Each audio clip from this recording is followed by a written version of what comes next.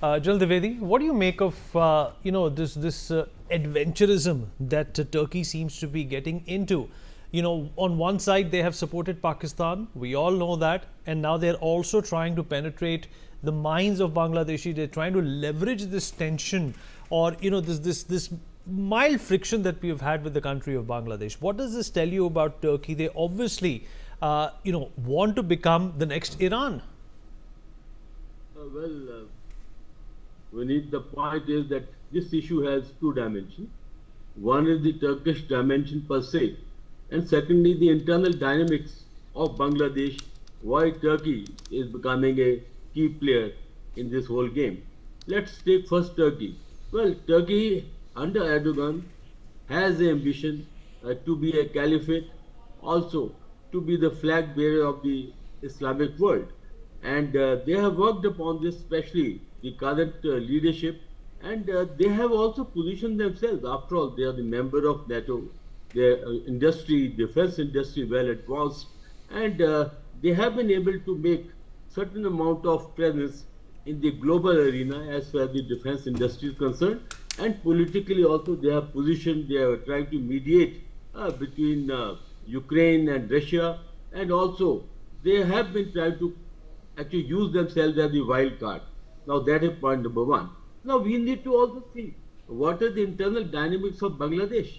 After the exit of Sheikh Hasina in the last August 5, the situation, the way it has panned out in Bangladesh, actually is a matter of serious concern.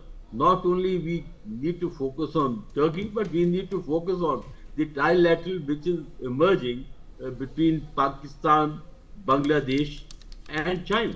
That's of a greater concern than Turkey per se. And the second issue is the architect behind all this is Muhammad Yunus. He is the person who has leaned on to China. He is the person who is hobnobbing with Pakistan. And he is also the person who is giving tacit support to the radical elements.